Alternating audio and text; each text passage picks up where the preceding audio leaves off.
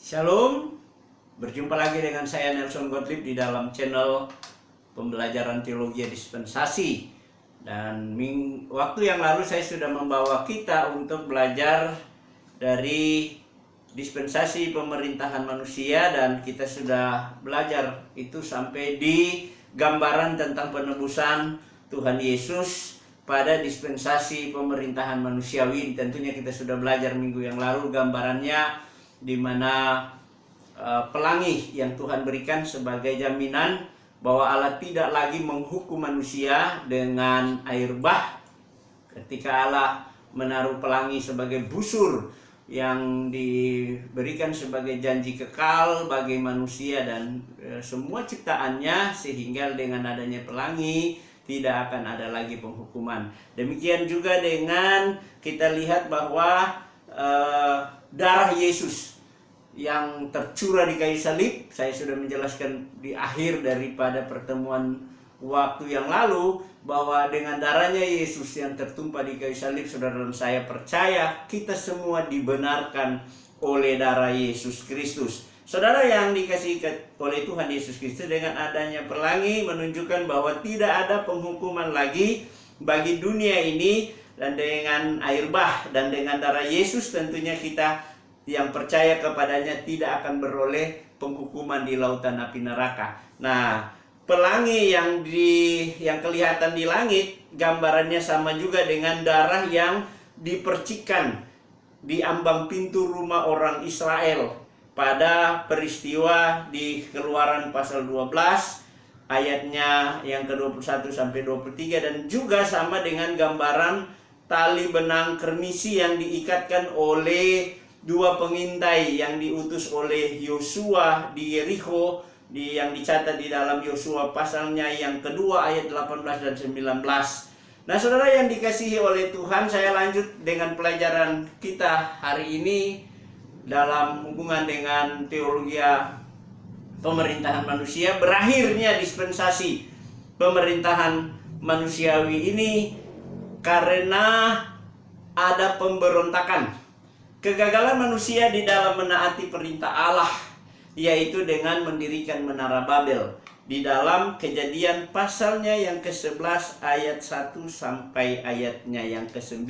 Saya membawa kita untuk membaca bagian ini.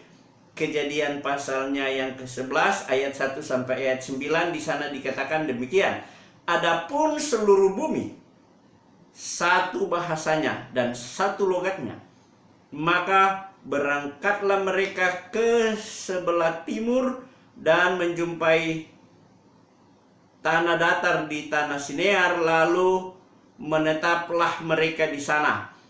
Mereka berkata seorang kepada yang lain, marilah kita membuat batu bata dan membakarnya baik-baik. Lalu batu itulah dipakai mereka sebagai batu dan tergala-gala sebagai tanah liat.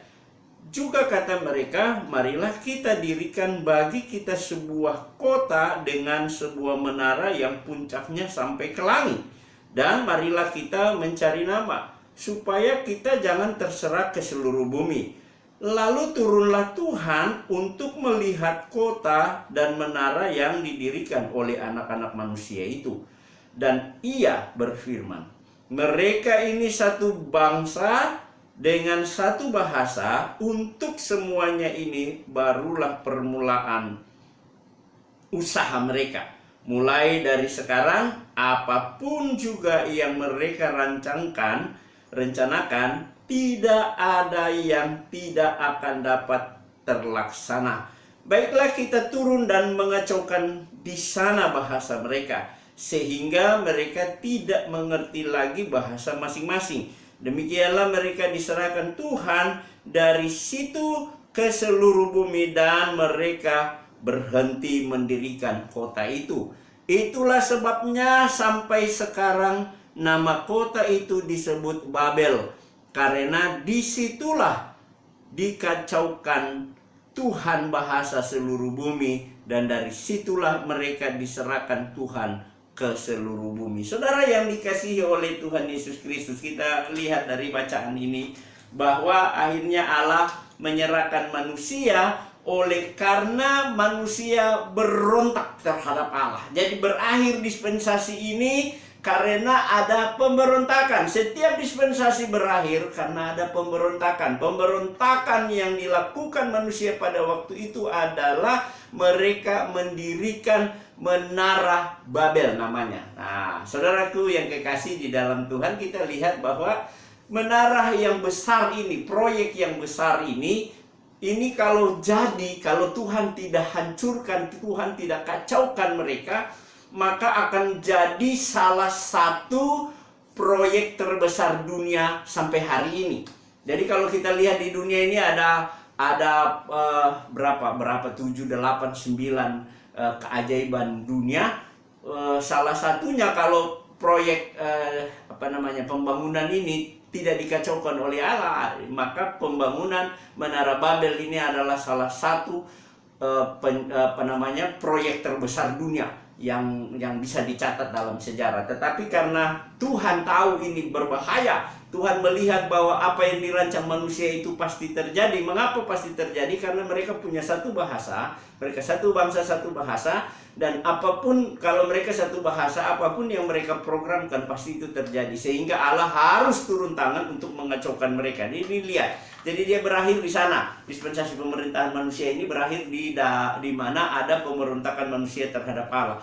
Allah memerintahkan manusia untuk memenuhi bumi, berpencar. Jadi kita lihat ini mengapa disebut mereka mendirikan Menara Babel itu disebut pemberontakan, karena di dalam Kejadian pasal 1, pasal 9, saya mengajak kita ke sana untuk melihat ini.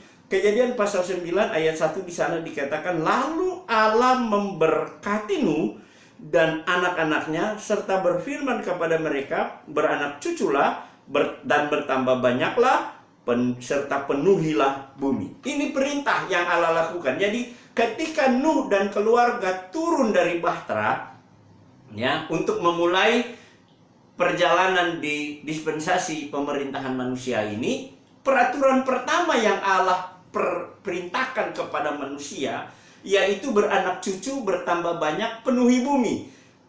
Peraturan ini sama dengan peraturan yang dibuat oleh Allah kepada Adam dan Hawa pada saat Adam dan Hawa dibentuk, dan setelah itu Allah menaruh mereka di Taman Eden, dan di sana Allah berfirman kepada mereka di dalam dispensasi kesucian, beranak cucu, bertambah banyak, penuhi bumi. Ada dua yang Tuhan perintahkan, beranak cucu, bertambah banyak, dan penuhi bumi. Yang pertama kepada Adam dan Hawa di dispensasi kesucian, dan di sini di dispensasi pemerintahan manusia. Kenapa Allah suruh beranak cucu, bertambah banyak, penuhi bumi? Karena memang bumi kosong, bumi sudah dihancurkan dengan air bah, dan setelah Nuh dan keluarga turun dari bahtera, mereka hanya 8 orang. Bumi hanya dihuni oleh 8 orang. Saudara, kita lihat di sini, begitu luar biasa sepinya dunia itu, karena mereka terbiasa dengan banyak orang, mereka sudah terbiasa dengan kehidupan yang ramai. Ketika mereka turun dari bahtera, mereka menemukan bahwa tidak ada orang, semua orang sudah hanyut,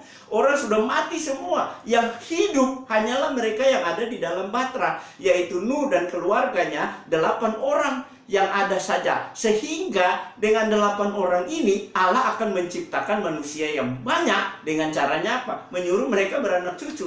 Ya, Allah akan membuat manusia banyak sekali di bumi ini sampai hari ini. Jadi kita lihat bahwa keturunan manusia ya sampai hari ini itu dihitung mulai dari ketiga anaknya Nuh, Sem, Ham, dan Yafet. Kita semua yang ada di dunia hari ini dari tiga keturunan ini, dari keturunan Sem, Ham, dan Yafet. Nah, saudara lihat, sehingga dunia sekarang berkembang, manusia berkembang biak begitu banyak sampai penuhi bumi benar-benar. Jadi kita lihat di sini, inilah yang harus kita pahami, bahwa Tuhan memerintahkan penuhi bumi. Ternyata manusia pada waktu itu mereka berontak terhadap Allah. Sehingga kita lihat Allah akhirnya berfirman lagi, beranak cucu, penuhi bumi ini. Nah, ketika manusia sudah berkembang banyak, apa yang terjadi lagi? Manusia berontak terhadap Allah.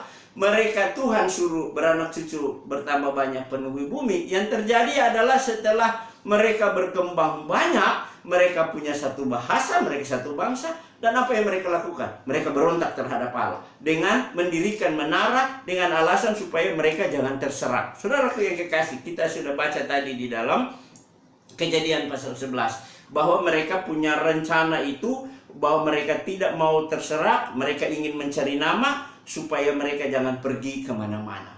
Sementara Allah berfirman, beranak cucu untuk memulai dispensasi ini, beranak cucu bertambah banyak, penuhi bumi. Ini adalah sebuah pemberontakan yang besar yang dilakukan oleh manusia pada masa itu. Nah, tetapi mereka mendirikan menara, Allah suruh anak cucu bertambah banyak, penuhi bumi. Yang terjadi adalah mereka mendirikan menara, ya. Dan mereka punya alasan supaya mereka jangan terserah ke seluruh bumi. Di dalam Kejadian pasalnya yang ke-11 ayatnya yang ke-4 di sana. Tadi saya suruh baca, saya baca lagi. Juga kata mereka, marilah kita dirikan bagi kita sebuah menara dengan sebuah kota dan dengan sebuah menara yang puncaknya sampai ke langit. Dan ini alasan, marilah kita cari nama supaya kita jangan terserah ke seluruh bumi. Mereka mau mendirikan menara, ini pemberontakan yang besar. Mereka bikin menara sampai puncaknya ke langit. Saudara, bayangkan saja proyek besar ini kalau jadi. Wow, bagaimana jadinya dengan dunia ini? Pesawat-pesawat mungkin tidak bisa lewat di daerah itu. Kenapa? Karena mereka punya proyek yang sangat besar, proyek raksasa. Ya, dan mereka punya alasan supaya mereka mencari nama. Dan berikut lagi alasan supaya mereka tidak terserak. Sementara Allah suruh penuhi bumi. Nah, ini dia yang disebut dengan pemberontakan. Pemberontakan itu. Jadi, salah satu alasan lain yang mendorong mereka mendirikan menara supaya mereka cari nama. Menyombongkan diri lagi di sana. Saudara, yang dikasih ayatnya yang ke-4b itu tadi saya sudah baca. Di sana ya, marilah kita cari nama. Ini kan berbahaya sekali. Mereka menyombongkan diri. Karena kenapa mereka harus sombong? Karena ini proyek besar.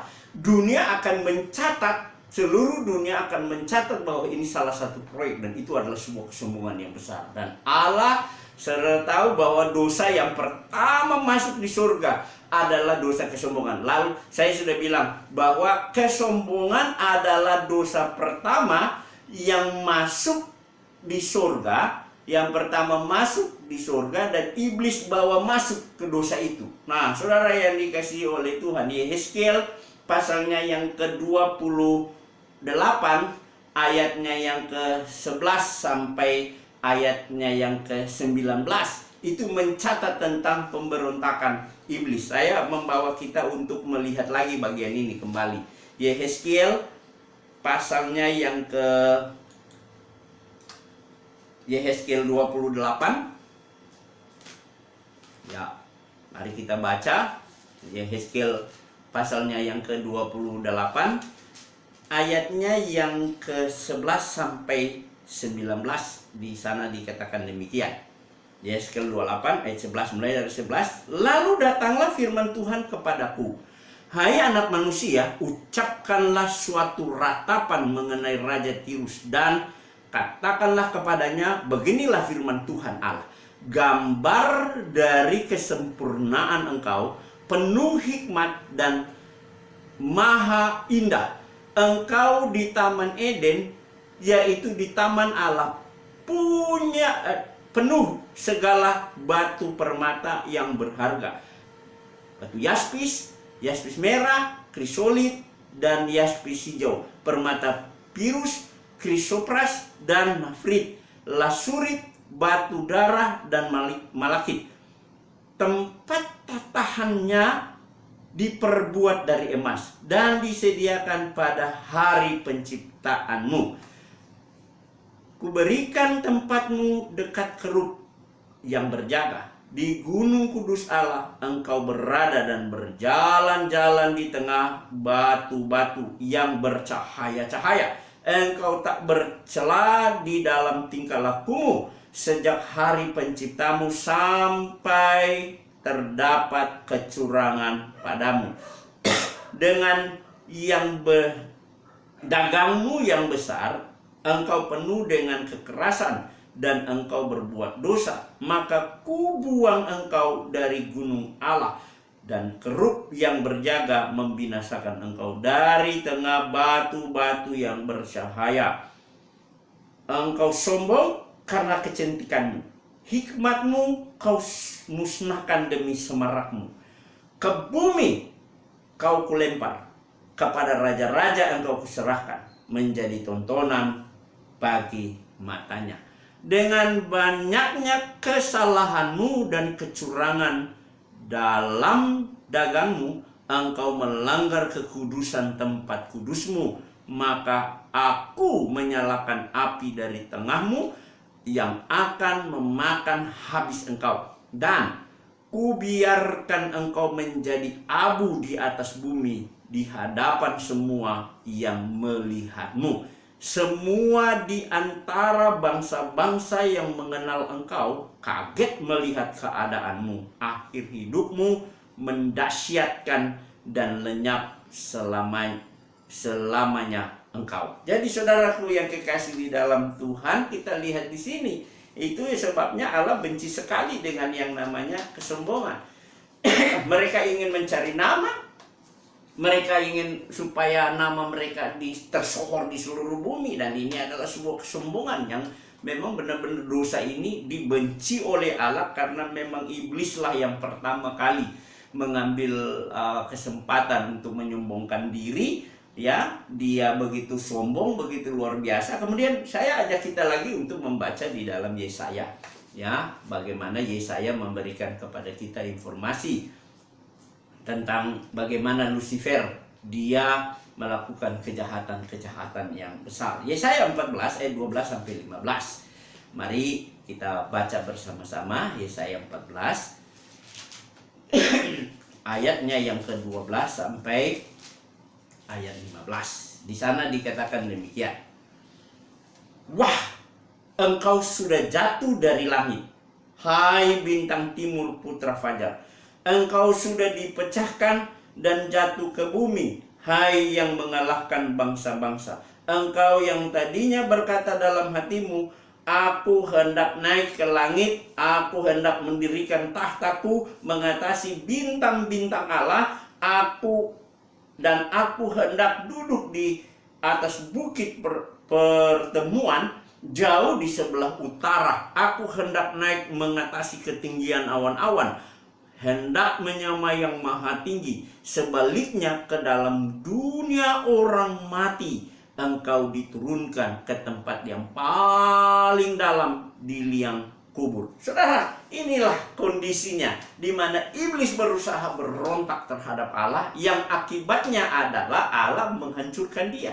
Kesombongannya ya membuat dia hancur benar-benar. Allah memberikan dia kesempatan yang cukup besar. Allah memberikan dia segala sesuatu yang mewah dalam kehidupannya. Justru di dalam kemewahannya, di dalam kelebihannya yang dia miliki, apa yang terjadi?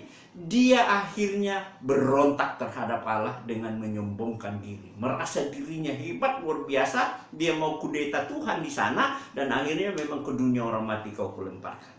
Neraka disediakan bagi si pemberontak, neraka disediakan bagi si orang yang menyombongkan diri. Jadi saudara yang kekasih di dalam Tuhan, menarik kita belajar bagian-bagian ini supaya membawa kita untuk memahami lebih jauh, lebih dalam bagaimana Allah dalam setiap program ini. Jadi kita lihat, dan dosa tersebut juga yang menjatuhkan Adam dan Hawa di dalam kehidupan mereka. Dengan dosa kesombongan itulah yang iblis tawarkan. Iblis di sorga menyombongkan diri, ingin mengkudeta Yesus. Dia ingin menyamai yang maha tinggi. Dia ingin mengambil kedudukannya, sehingga Allah harus melemparkan dia ke bumi. Kau kulempar. Pada saat Allah menghancurkan dia ke bumi, maka benar-benar bumi yang sudah sempurna itu menjadi hancur lebur. Kenapa? Karena memang di sanalah dia dibuang. Pada saat Allah membuang iblis ke bumi, apa yang terjadi? Iblis mencari mangsa lagi.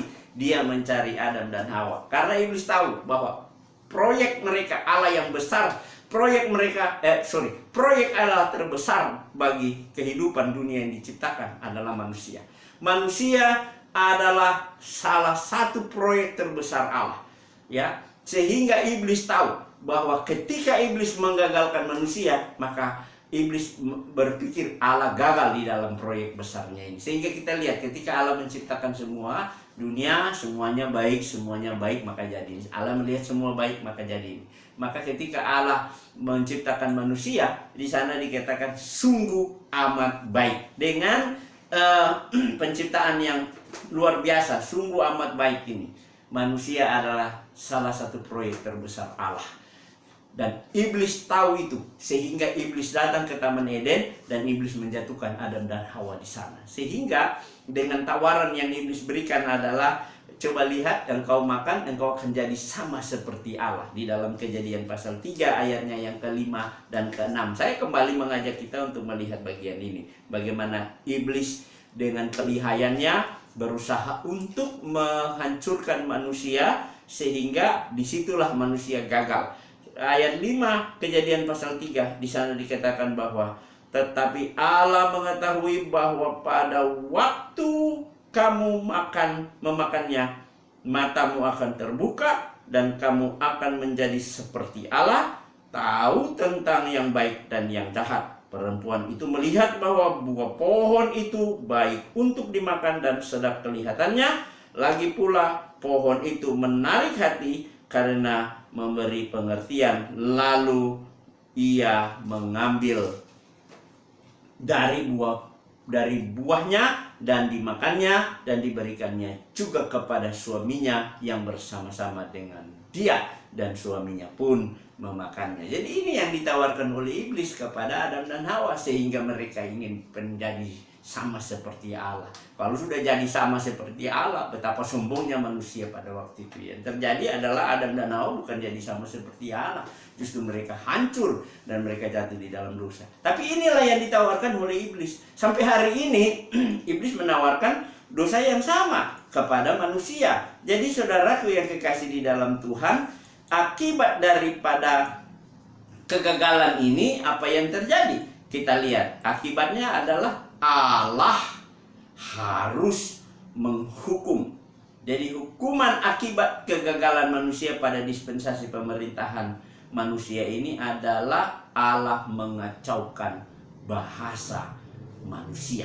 Semua bahasa di bumi ini ada, itu dimulai daripada peristiwa Menara Babel, di mana Allah mengacaukan bahasa mereka. Kejadian pasal 11 ayatnya yang ke-7. Kita lihat di sini. Kejadian 11 ayat 7.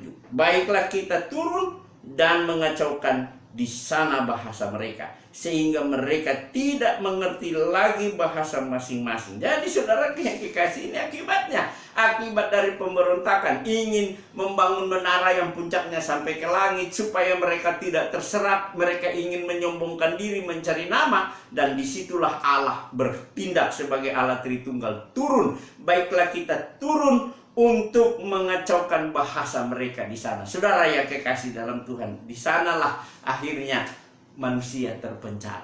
Akhirnya proyek besar itu menjadi gagal oleh karena mereka sudah tidak saling mengerti satu dengan yang lain. Ketika disuruh ambil batu, yang datang bawa air.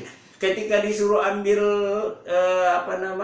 ter, mereka datang, yang datang bawa pasir. Sudah tidak saling dapat berkomunikasi satu dengan yang lain karena Allah sudah mulai mengacaukan bahasa mereka, sehingga terjadi kelompok-kelompok.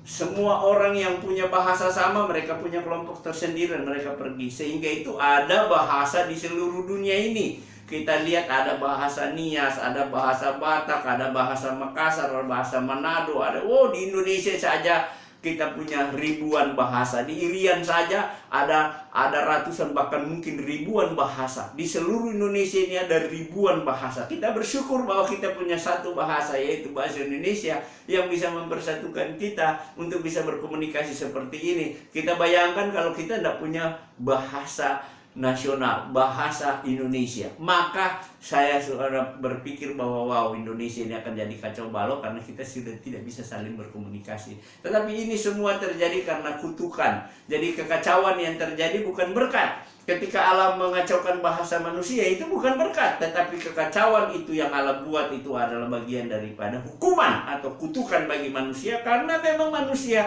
berusaha untuk berontak terhadap Allah. Saudaraku yang kekasih di dalam Tuhan, sehingga akhirnya kita harus banyak belajar bahasa, ya. Coba bayangkan kalau Tuhan tidak menghukum manusia pada waktu itu dengan mengacaukan bahasa mereka, maka kita punya satu bahasa, kemanapun kita pergi kan enak gitu ya.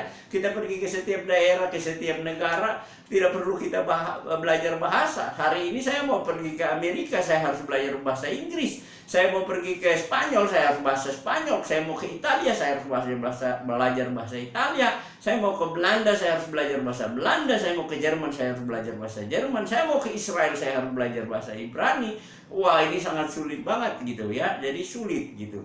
Nah, tapi memang itu yang harus terjadi karena kesombongan manusia, pemberontakan manusia, sehingga Allah harus menghukum manusia. Allah harus mengusir mereka dari taman mereka memencarkan mereka ke seluruh bumi dengan memisahkan bahasa ini ya, membuat bahasa yang banyak gitu. Jadi saudara yang kekasih dalam Tuhan, jadi sekali hari ini saya mau katakan bahwa bahasa kacau balau itu bukan berkat, tapi bahasa kacau balau itu adalah kutuk. Ada orang begitu bangga sekali dengan bahasa segala macam. Nah, itu akan sangat berbahaya bagi kita semua. Dalam dispensasi ini kembali Allah menyatakan diri sebagai Allah Tritunggal. Jadi saudara, dalam dispensasi pemerintahan manusiawi ini Allah menyatakan diri sebagai Allah Tritunggal yang dicatat di dalam Kejadian pasal 11 ayat 7. Di sana Allah menyatakan diri sebagai Allah Tritunggal dengan kata, baiklah kita turun menjadikan mengacaukan bahasa manusia. Jadi ketika Allah menciptakan dunia,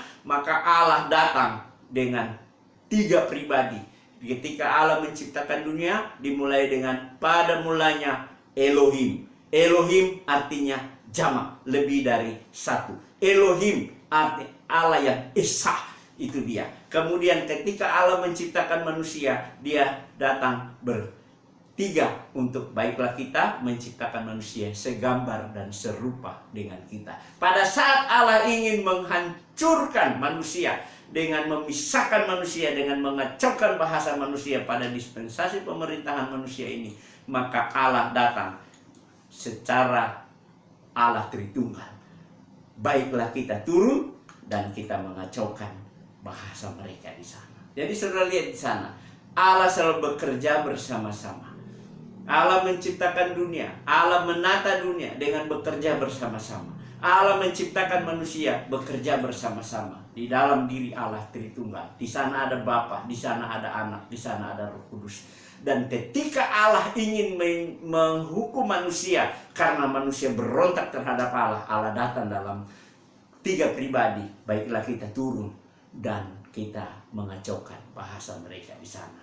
Inilah proses belajar kita. Jadi disinilah berakhirnya sudah dispensasi pemerintahan manusia karena manusia berontak untuk mendirikan proyek menara yang besar dan disertai dengan penghukuman Allah mengacaukan bahasa. Jadi kalau saudara kacau, ya kan, bahasa kita kacau, itu bukan berkat, sekali lagi kutuk.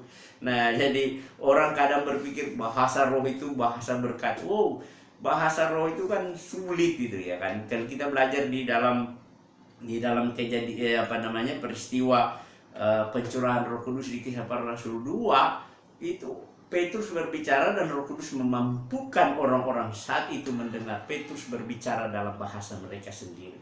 Ya, kalau hari ini ada orang yang bahasa kacau balau, laba-laba, raba-raba, segala macam, ini bukan bahasa. Ini bahasa yang tidak dimengerti, tidak tahu apa itu. Semua bahasa dapat dimengerti. Nah, Paulus menjelaskan itu di dalam 1 Korintus 14. Ya, kita lihat bahwa kalau misalnya kita dalam pertemuan kita berbahasa yang tidak jelas, ya orang akan bilang kita orang gila, seperti itu. Dan mari kita belajar terus supaya dengan proses belajar ini kita semakin bertumbuh. Jadi inilah yang saya bisa sampaikan, bagikan kepada kita dengan pembelajaran teologi dispensasi pemerintahan manusia. Kita akan ketemu lagi di dalam sesi berikut. Kita akan belajar tentang teologi dispensasi perjanjian. Nah, Tuhan Yesus dimuliakan, kiranya ini jadi berkat bagi kita semua.